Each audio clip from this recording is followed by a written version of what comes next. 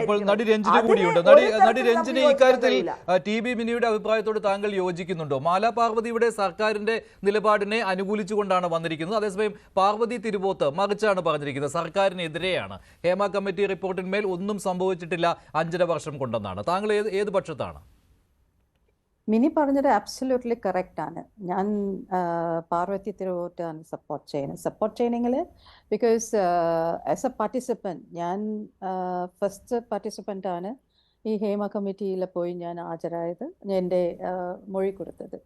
So അങ്ങനെ ഇരിക്കുമ്പോൾ ഞങ്ങളുടെ ഇൻറ്റൻഷൻ എന്ന് വെച്ചാൽ ആരും അവിടെ പോയിട്ട് ഇവർ മേലെ കേസ് എടുക്കണം അങ്ങനെ ഒന്നും ഞങ്ങൾ അവിടെ പരാതി കൊടുത്തിട്ടില്ല. ഇറ്റ്സ് നോട്ട് എ പരാതി അറ്റ് ഓൾ. അത് ഇങ്ങനെ ഒരു ഓപ്പർച്യൂണിറ്റി വന്നപ്പോൾ എല്ലാവരും ഒരുമിച്ചാണ് പോയി ഞങ്ങളുടെ വിഷസ് എന്ത് means there should be A redressal. ഈ ഇൻഡസ്ട്രിയിൽ ഒരു റിഡ്രസൽ വേണം, ഒരു ഗ്രീവൻസസ് സെൽ വേണം. അതുക്ക് വേണ്ടിയാണ് എല്ലാവരും പോയത്. ഇവരുടെ പേരിൽ കേസ് എടുക്കണോ അങ്ങനെ ഒന്നും ഞങ്ങൾ ആരും അവിടെ പോയി പറഞ്ഞിട്ടില്ല. അത് വന്നത് അത് ഗവൺമെൻറ്റിൻ്റെ സൈഡിലെയാണ് SIT എല്ലാം ഫോം ചെയ്ത്. ആക്ച്വലി നിങ്ങൾക്ക് എല്ലാവർക്കും അറിയാമല്ലോ, ഈ കമ്മിറ്റി ഈ റിപ്പോർട്ട് പബ്ലിഷ് ചെയ്യുന്നതിന് മുമ്പ് തന്നെ നമുക്ക് ലോ മിനിസ്റ്റർ നമുക്ക് ഉറപ്പ് തന്നിട്ടുണ്ട് ദാറ്റ് ബിക്കോസ് ഞങ്ങൾ എല്ലാവരും കോൺസെൻറ്റ് ഫോംസ് സൈൻ ചെയ്തവരാണ്. അപ്പോൾ കോൺസെൻറ്റ് ഫോം സൈൻ ചെയ്തവർ ഞങ്ങളുടെ മൊഴി തന്നെ ഞങ്ങൾ കണ്ടിട്ടില്ല. എസ്പെഷ്യലി ഞാൻ കണ്ടിട്ടില്ല. എൻ്റെ മൊഴി ഞാൻ പറഞ്ഞത് എന്താവോ അവർ അവിടെ എന്താ സ്റ്റേറ്റ്മെൻ്റ് ആയിട്ട് റെക്കോർഡ് ചെയ്തതോ ഇന്ന് വരെ എനിക്ക് അങ്ങനെ ഒന്നും ഓപ്പർച്യൂണിറ്റി ഞാൻ കണ്ടിട്ടില്ല. അത് കാരണം കൊണ്ടാണ് ഞാൻ ഹൈക്കോടതിയിൽ ഞാൻ കേസ് ഇട്ടത്. ബിക്കോസ് എന്നെപ്പോലെ കുറേ പേർക്ക് അങ്ങനെ ആരും കണ്ടിട്ടില്ല ഞങ്ങളുടെ സ്റ്റേറ്റ്മെൻറ്റ്.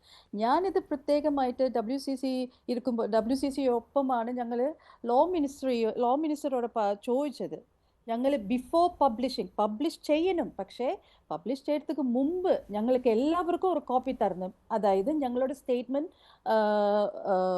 സ്റ്റേറ്റ്മെൻറ്റും തരണം, പിന്നെ റിപ്പോർട്ടിൽ എന്താ എഴുതിയിരിക്കുന്നത് അത് കാണിക്കണം. അത് കണ്ടിട്ടേ നിങ്ങൾ പബ്ലിഷ് ചെയ്യാം. കാരണം ഞങ്ങൾ എല്ലാവരും കോൺസെൻറ്റ് സൈൻ ചെയ്തിട്ടുണ്ട്. അത് ബിക്കോസ് ഓഫ് ആ ലീഗൽ ഡോക്യുമെൻ്റ് കാരണം കൊണ്ടാണ് ഞങ്ങൾ അത് റിക്വസ്റ്റ് ചെയ്തത്. അപ്പോൾ ലോ മിനിസ്റ്റർ പറഞ്ഞു അത് ഞങ്ങൾ നോക്കും എന്ന് പറഞ്ഞിട്ടാണ് അത് 5 years ഇങ്ങനെ പോയത്.